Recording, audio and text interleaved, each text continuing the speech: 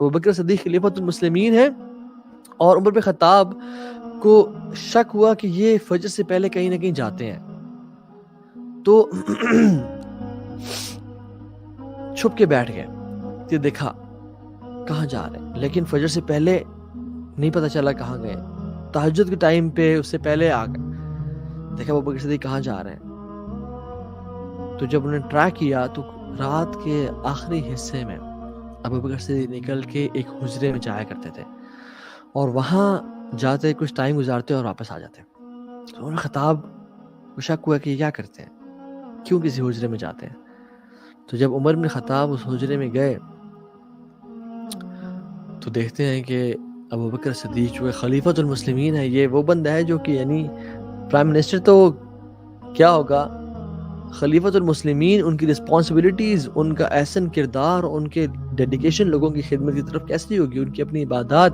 قرآن کو ٹائم دینا، یعنی کتنے بزی انسان ہو، لیکن وہ بوڑھی عورت کے گھر میں جا رہے ہیں، اور وہ کمرے میں دیکھا ایک بوڑھی عورت اندھی ہے، نابینا ہے، اور کونے میں بیٹھی ہوئی ہے، تو نے کہا پوچھ سکتا ہوں کہ یہ جو شخص آتا ہے آپ کے کمرے میں، آپ کے گھر میں، یہ کس لیے آتا ہے، تو نے کہا کہ مجھے نہیں معلوم، کافی سالوں سے شخص آ رہا ہے، میرے گھر آتا ہے، میرے گھر میں جھاڑو لگا کے جاتا ہے، کھانا پکا کے جاتا ہے، میرے برتن دھو کے جاتا ہے، میرے سارے کام شام میری نیڈس کی کفالت کر کے جاتا ہے، تو عمر بن خطاب جب یہ سارا کچھ جاننے کے بعد اپنے آپ کو کہتے ہیں بخن بخن یا عمر، کہ عمر افسوس ہو تم پہ، اور ابوبکر صدیق کے بارے میں کہتے ہیں لقد اطعبت من بعدک،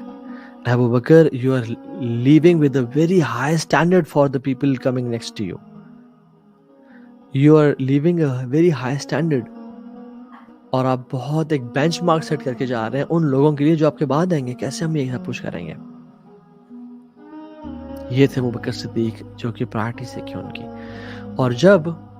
وہ دنیا سے چلے گئے تو عمر بن خطاب نے ان کی ذمہ داری اٹھائی، یعنی عمر بن خطاب بیواؤں کے گھر میں جایا کرتے تھے اور ان کی خدمت کیا کرتے تھے، اور خصوصاً بوڑھی جن کے شوہر بھی وفات پا چکے اور بچے بھی اپنے کام میں مصروف ہیں، اور اسی خاتون کے جب گھر گئے تو وہ سارے کام کی اور کھجوریں بھی دی انہیں کھانے کے لیے، تو جب انہیں کھجوریں کھائیں تو کہتی ہیں کہ وہ شخص مر گیا ہے جو پہلے میرے گھر آتا تھا، تو عمر خطاب نے جواب دیا کہ آپ کو کیسے پتہ چلا؟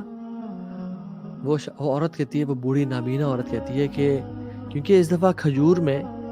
گٹ کے اندر ہی رہ گئی ہیں، وہ تو مجھے نکال کے دیا کرتا تھا۔ اللہ اکبر، this is how particular he was, کہ لوگوں کی خدمت اور ان کے دل میں خوشی کو ڈالنا، کہ لگتا ہے وہ شخص اب مر چکا ہے جو پہلے مجھے میری خدمت کیا کرتا تھا، وہ کھجوریں اب اس طرح سے نہیں سرو ہوئی مجھے جس طرح سے وہ مجھے کرتا تھا۔ تو عمر بن خطاب نے اکثر موقعوں پہ کہا کرتا ہے کاش میں ابو بکر صدیق کے چھاتی پہ ایک صرف بال ہوتا، میری شرف کے لیے یہ کافی ہے کہ میں ابو بکر کے سینے پہ ایک بال ہوتا۔ یہ وہ شخص ہیں، اللہ اکبر۔